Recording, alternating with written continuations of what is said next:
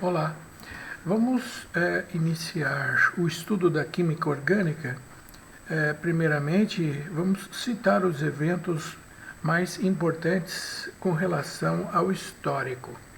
Iniciando em 1777, o cientista Bergman, ele foi o primeiro que dividiu os compostos em dois grupos, os compostos inorgânicos e os orgânicos. Foi a primeira vez que apareceu o conceito da química orgânica, em 1777.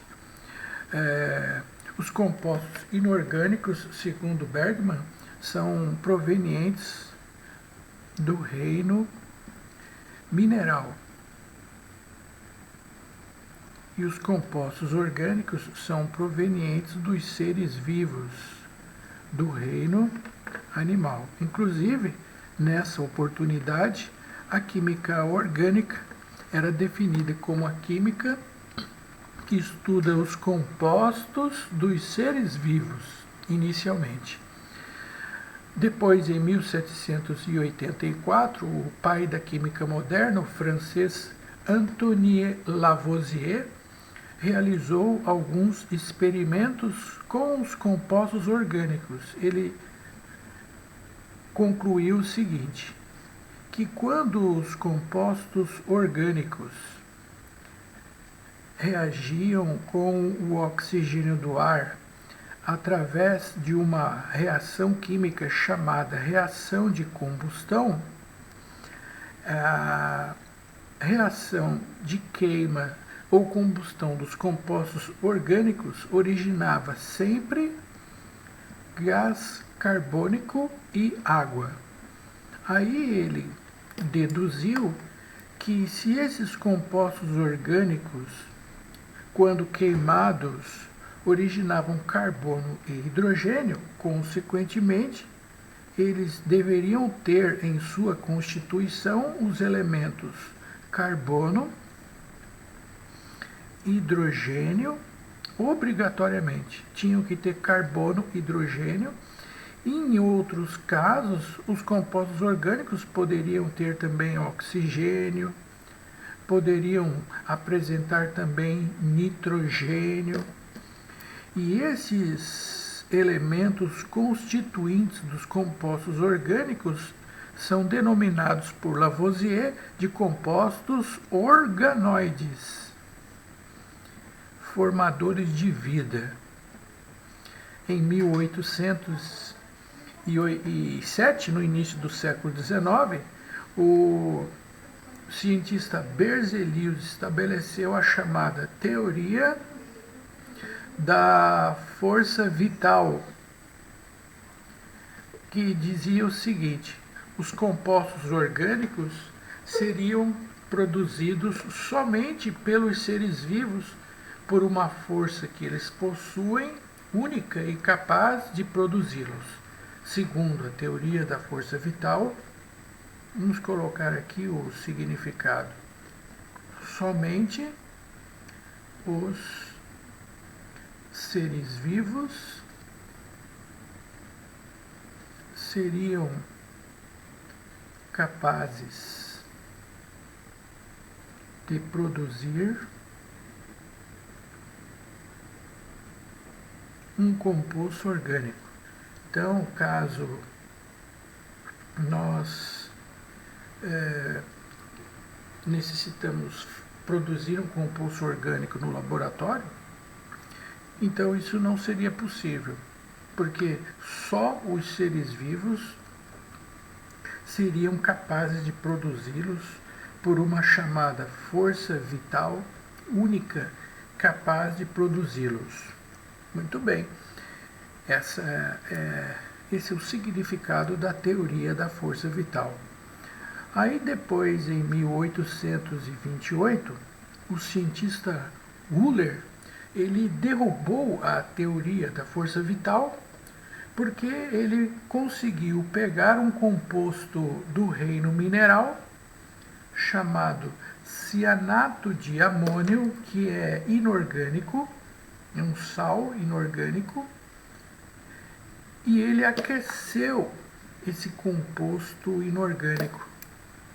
E para a surpresa de todos, ao aquecer o cianato de amônio, ele acaba se transformando após este aquecimento em um composto orgânico, que é conhecido por todos nós chamado de ureia.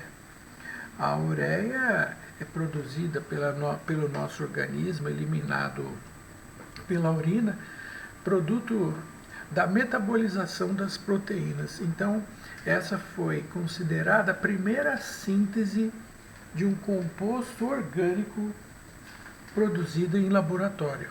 Praticamente essa reação ela é considerada como o marco inicial da química orgânica.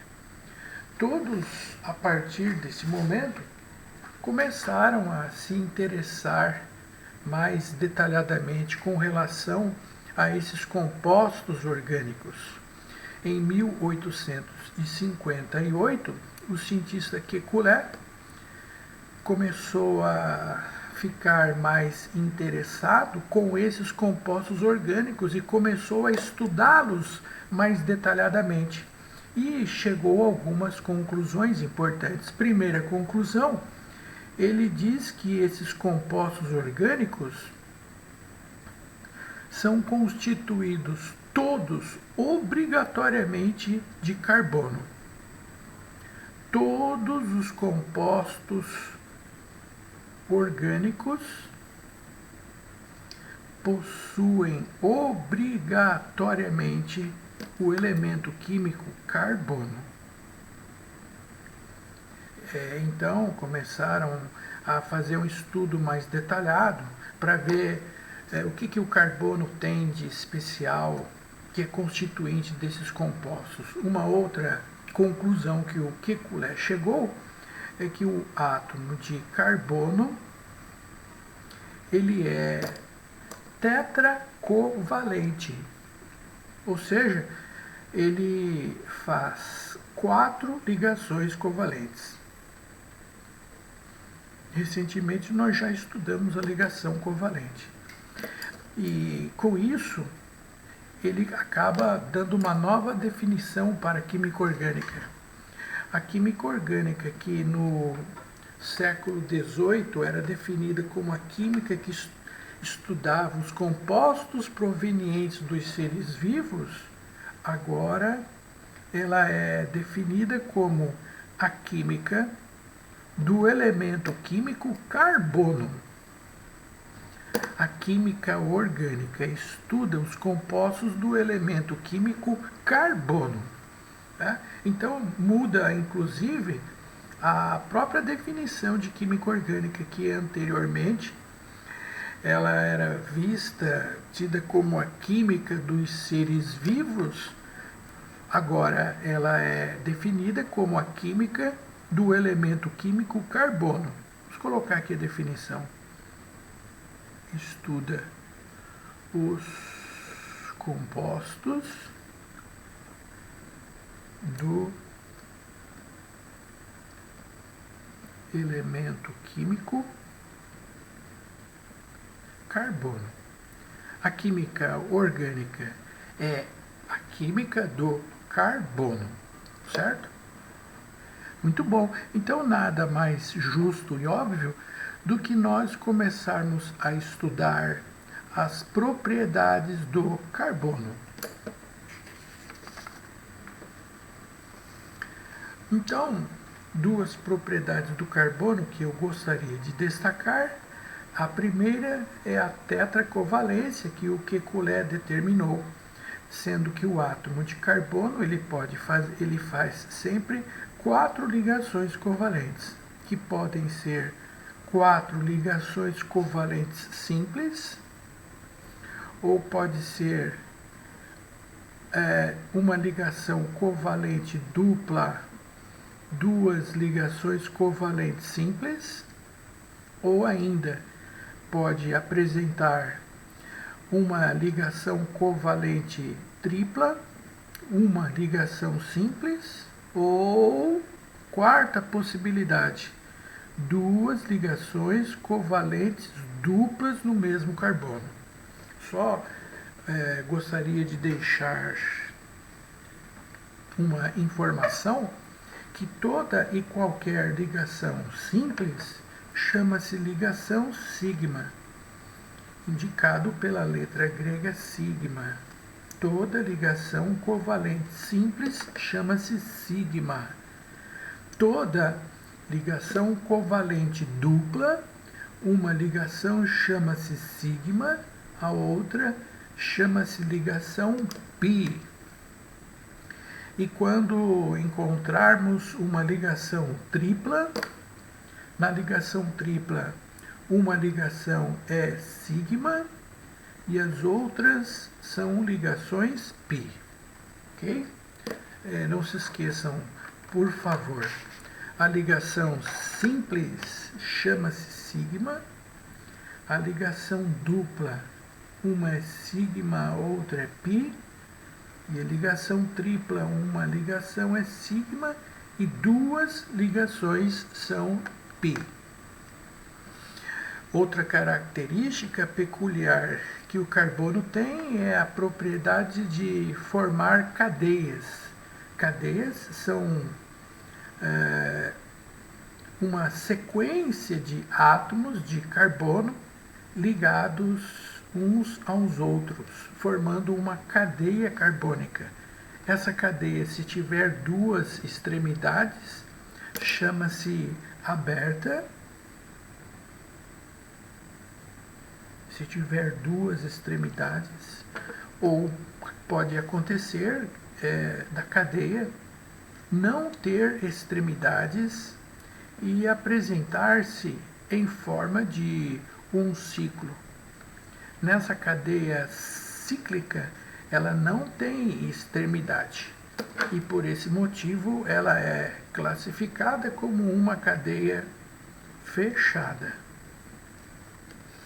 A cadeia aberta tem extremidades e a cadeia fechada ela não tem extremidades. E essa é uma característica que as cadeias carbônicas possuem, os compostos orgânicos, uma grande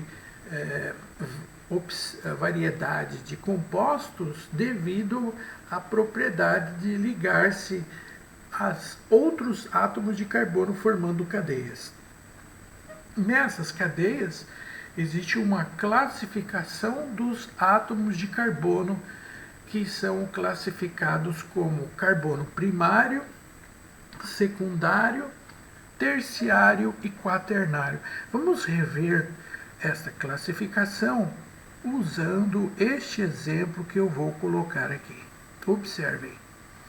Eu vou montar uma cadeia carbônica qualquer, fictícia, apenas para classificar aqui nessa cadeia os átomos de carbono que estão ligados nessa cadeia. Eu só gostaria de lembrá-los que essa classificação ela é aplicável somente para átomos de carbono, somente carbono. Então, este carbono que está ligado diretamente a um carbono, ele é classificado como carbono primário. Todos que estão nas extremidades estão ligados diretamente a um carbono, são classificados como primário, esse aqui também. O de cima aqui ligado diretamente a um carbono é primário e esse da extremidade idem. O carbono primário está ligado obrigatoriamente a um átomo de carbono. Este carbono está ligado simultaneamente a dois carbonos e por isso é classificado como secundário. O que mais? O que nós temos aqui?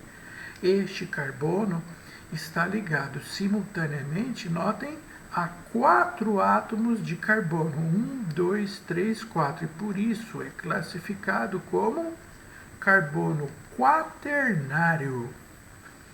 E para finalizarmos, aqui eu tenho este carbono que está ligado simultaneamente a 3 carbonos e por isso é classificado como terciário. Recapitulando, o carbono primário está ligado a no máximo um carbono, o carbono secundário está ligado a 2 carbonos simultaneamente, o carbono terciário a 3 carbonos ao mesmo tempo e o quaternário está ligado ao mesmo tempo a 4 átomos de carbono, certo? Depois da classificação dos átomos de carbono, vamos mostrar algumas fórmulas que serão muito utilizadas na química orgânica.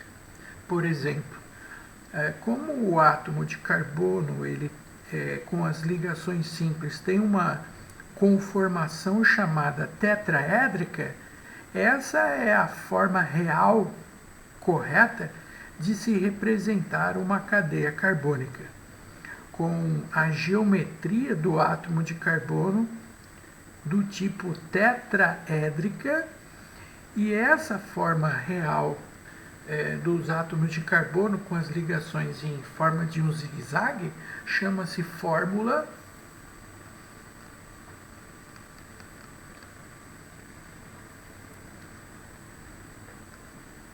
estrutural espacial. Mas, por outro lado, vocês verificarão que, na prática, nós não fazemos esse tipo de representação. É normal e comum vocês representarem tudo o que está aqui. Aqui está faltando um átomo de hidrogênio e aqui também um hidrogênio. Uma forma de representar isso de uma forma mais simplificada seria assim: CH3, eu coloco os hidrogênios indicados em quantidades. O carbono do lado esquerdo ligado a 3 hidrogênios, CH3. Esse está ligado a 2 hidrogênios, CH2. Eu posso colocá-lo do lado direito, ou, se você preferir, pode colocar aqui embaixo, mas se você quiser pode colocá-lo aqui em cima. 1, 2, 3, 4, 5 carbonos. 1, 2, 3, 4, 5 carbonos. Isto chama-se fórmula estrutural,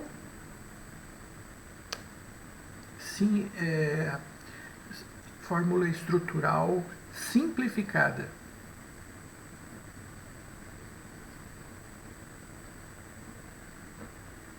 Por outro lado, é muito utilizado uma fórmula estrutural também, que é representado por linhas e bastões, dessa forma. E para uma pessoa que não tem conhecimento, pode pensar o que significa esse zigue-zague aí.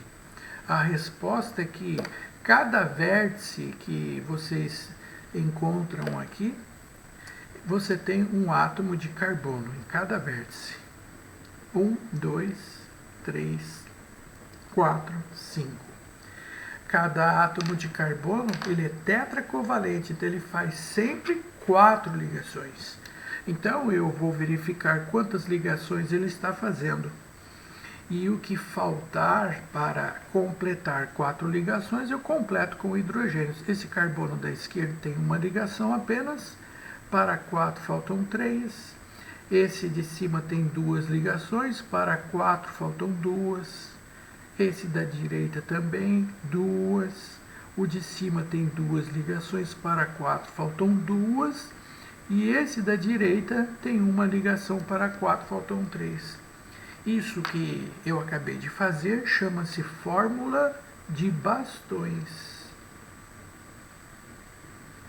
Muito utilizada, diga-se de passagem.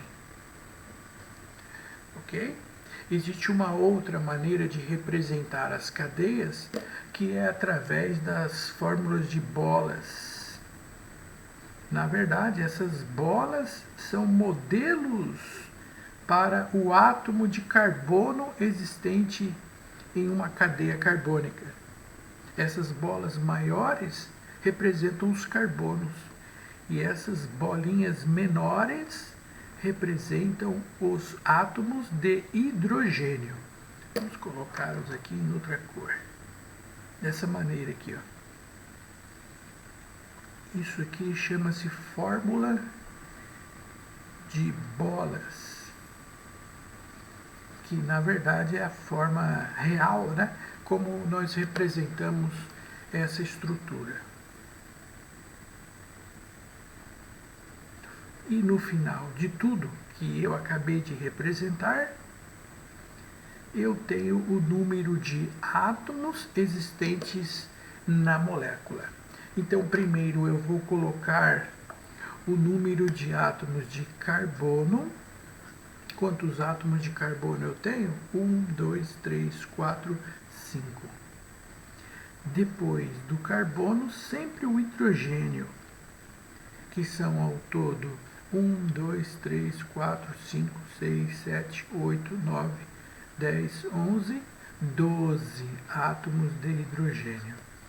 Os outros átomos, se existirem, eu devo colocá-los em ordem alfabética. E isso chama-se fórmula molecular, que é a principal finalidade desses exercícios. Determinar a fórmula molecular. Então, vocês vão encontrar vários exercícios nesse modelo. Ele pode te dar uma fórmula, seja estrutural espacial, simplificada ou de bastões, enfim, e no final pedir para fazer a fórmula molecular. Isso é muito utilizado na química orgânica. Voltando para rever a classificação dos átomos de carbono na cadeia, sendo que o carbono primário está ligado a, no máximo, a um átomo de carbono. Esses aqui são carbonos primários, porque estão ligados diretamente a um carbono. Carbono secundário está ligado simultaneamente a 2 átomos de carbono. Terciário ligado a 3 carbonos simultaneamente. E esse aqui é o carbono quaternário, ligado a 4 carbonos ao mesmo tempo. O carbono pode se ligar a outros átomos de carbono, formando cadeias que possuem extremidades. Cadeias com extremidades são chamadas de abertas. Observem nesse caso que eu tenho 2 extremidades. Já neste outro exemplo, eu não tenho extremidades. Essa cadeia ela é cíclica, portanto, é classificada como fechada. Agora que vocês fizeram uma revisão geral das características do carbono, do histórico da química orgânica, vamos começar a estudar a classificação das cadeias carbônicas. Primeiro, vamos classificar as cadeias carbônicas fechadas. Primeiro, as cadeias abertas ou acíclicas. Vamos deixar as fechadas para o segundo item. Quanto à natureza, as cadeias fechadas são classificadas em heterogêneas e homogêneas. É considerado uma cadeia heterogênea quando eu tenho entre átomos de carbono um heteroátomo, um átomo diferente do átomo de carbono. Por exemplo, olha aqui, isso é uma cadeia heterogênea. Nós temos aqui um oxigênio entre 2 átomos de carbono e por esse motivo ela é uma cadeia heterogênea. Mas, para ser uma cadeia heterogênea, só é válido se esse átomo estiver entre átomos de carbono. Por exemplo, neste segundo exemplo aqui, você pode observar que eu tenho um átomo de oxigênio aqui, mas ela é homogênea, porque o oxigênio não está entre 2 carbonos, como no caso anterior. Outro exemplo, aqui nós temos uma cadeia com um heteroátomo, um átomo diferente entre dois átomos de carbono. Aqui eu vou colocar, por exemplo, o nitrogênio, certo? Entre dois átomos de carbono. Mas isso só vale, repito, se estiver entre dois carbonos. Por exemplo, nesse outro caso aqui, eu tenho um átomo de nitrogênio, mas ele não está ligado entre dois carbonos e por isso ela é classificada como uma cadeia homogênea. Cadeia heterogênea se tem um heteroátomo entre átomos de carbono. Um heteroátomo é o oxigênio, o nitrogênio ou o enxofre. Se ele não estiver entre dois carbonos, então ela é homogênea. Com relação à saturação, a cadeia insaturada é aquela que possui uma insaturação entre dois carbonos. O que é uma insaturação? É uma ligação dupla ou tripla entre dois carbonos. Aqui, ó, o exemplo de uma cadeia insaturada.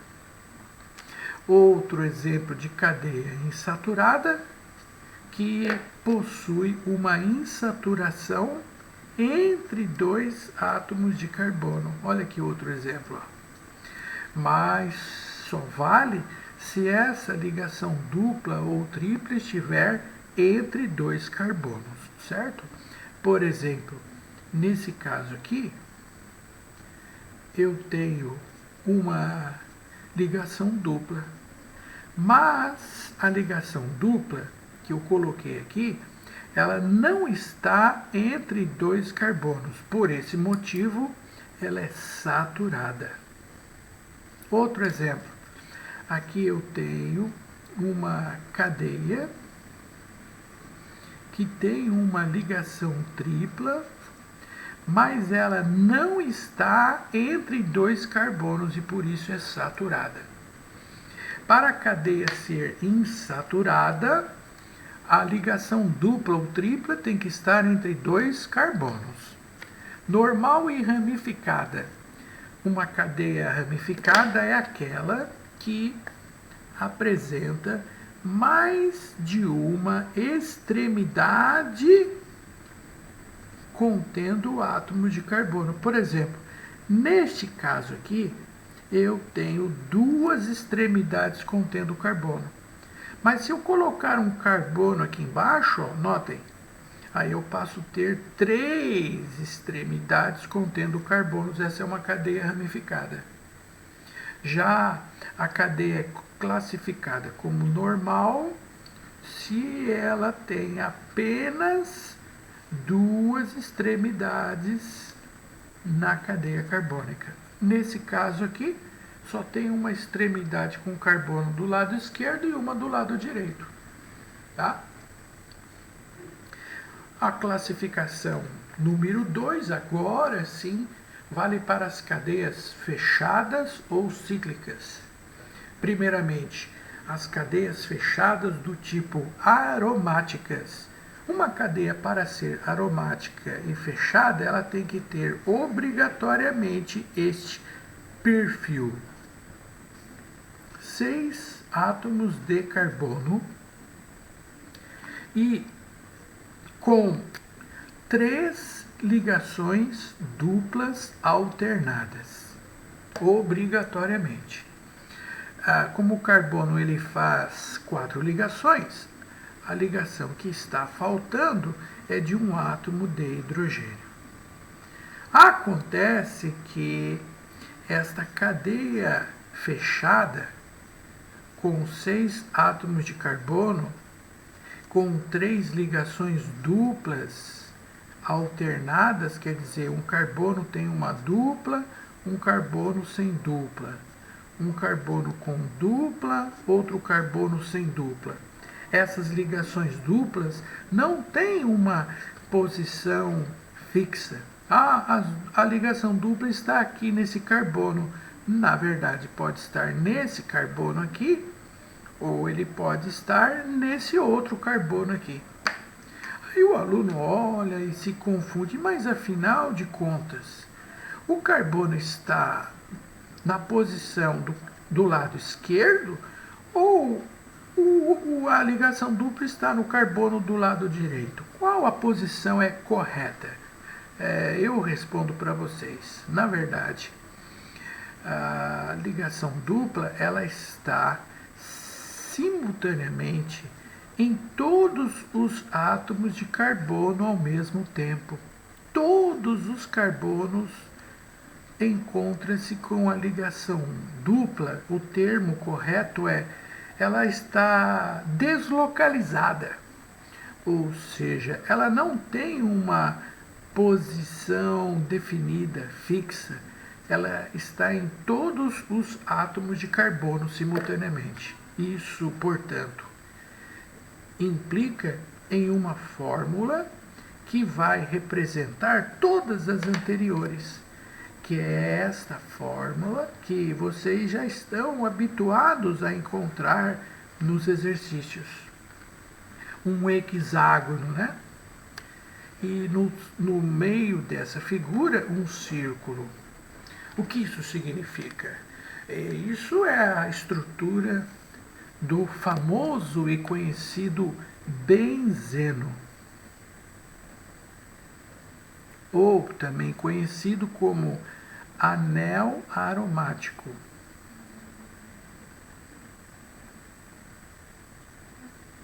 Anel aromático, benzeno, ou simplesmente posso chamá-lo núcleo benzênico.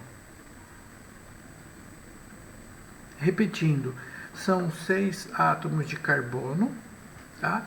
De cadeia fechada, com 3 ligações duplas alternadas sem posição definida, que estão ora em um carbono, ora em outro carbono. Na verdade, as ligações duplas estão em todos os carbonos simultaneamente através de um fenômeno chamado de fenômeno de ressonância, que é essa explicação que eu acabei de fazer para vocês. Agora, eu quero acrescentar a classificação para as cadeias aromáticas que também podem aparecer, né?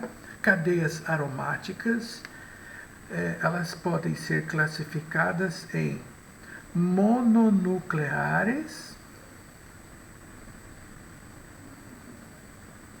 Nome sugestivo significa que só tem um núcleo benzênico. O próprio benzeno é o exemplo. Ou, por exemplo, essa cadeia que tem um OH aqui para fora. Ou, por exemplo, essa outra cadeia que tem um NH2 aqui para fora, etc. Ou também as cadeias aromáticas podem ser classificadas em polinucleares. Polinucleares de núcleos isolados. Núcleos isolados, ou seja, eles estão ligados entre si por uma ligação covalente. Essa cadeia ela é aromática, polinuclear, porque tem mais de um núcleo, de núcleos isolados quando eles estão ligados entre si por uma ligação covalente. Ou uma cadeia aromática polinuclear pode ter também núcleos condensados.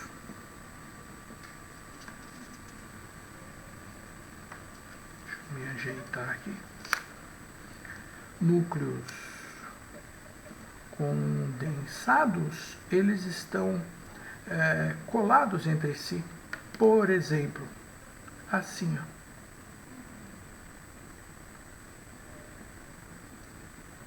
Como é o caso do naftaleno, muito comum, certo? Vamos recapitular. Cadeias fechadas ou cíclicas Item número 1, do tipo aromáticas. Aromáticas tem que ter esse perfil. 6 átomos de carbono de uma cadeia fechada com 3 ligações duplas alternadas sem posição definida. Esse fenômeno onde as ligações duplas não têm posição definida chama-se de ressonância, que na verdade essa ligação dupla encontra-se deslocalizada, ou seja, sem posição definida, e estão em todos os átomos de carbono simultaneamente, que por isso é representado desta maneira. A fórmula estrutural do famoso benzeno ou anel aromático ou núcleo benzeno. As cadeias aromáticas mononucleares possuem apenas um núcleo. As polinucleares possuem mais de um núcleo, consequentemente classificadas como núcleos isolados quando eles estão ligados por uma ligação química. Se estiverem colados, como neste caso, polinucleares de núcleos condensados.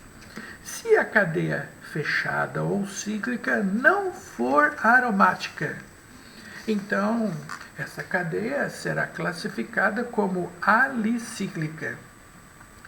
Cadeia fechada, e esse termo ali, o que está fazendo aqui na frente? Esse termo chama-se alifático, quer dizer, uma cadeia fechada que não é aromática.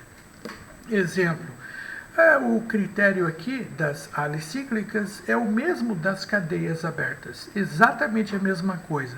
Heterocíclicas, quando eu tenho um heteroátomo, por exemplo, aqui tem um átomo de oxigênio entre 2 carbonos.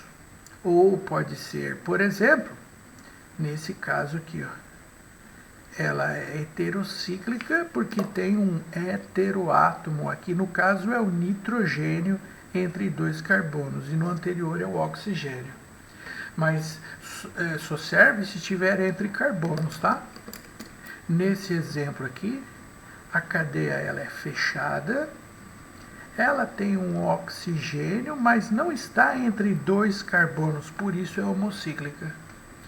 O critério das cadeias abertas servem para as fechadas também, insaturada e saturada. A cadeia insaturada é aquela que tem uma dupla ligação entre 2 carbonos do ciclo. Aqui o exemplo de uma cadeia insaturada. Aqui nós temos outra cadeia classificada como insaturada. Mas, atenção, ela é insaturada somente quando a dupla estiver entre carbonos dentro do ciclo. Aqui nesse caso nós temos uma ligação dupla, mas não está dentro do ciclo e por isso ela é saturada.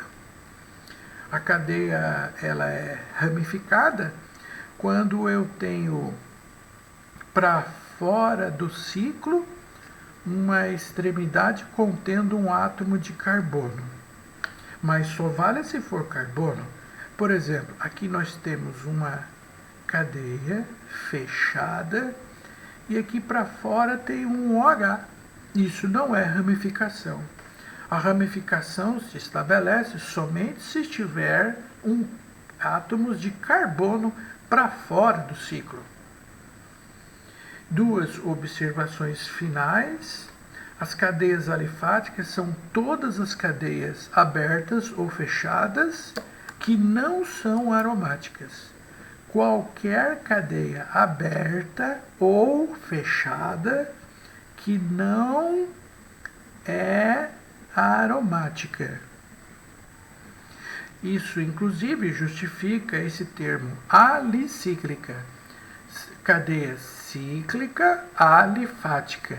Cadeia alifática é qualquer cadeia carbônica que não é aromática, ou seja, que não tem esse perfil aqui dessa cadeia com os carbonos, com as duplas alternadas. Agora, nesse último caso, eu vou colocar aqui o exemplo de uma cadeia fechada e ligado para fora uma cadeia aberta. como eu tenho um pedaço de cadeia fechada e outro de cadeia aberta, por isso ela é classificada como cadeia mista. Ok. Após a apresentação teórica dessa aula, em seguida nós vamos fazer os exercícios referentes a esse assunto. Muito obrigado pela atenção.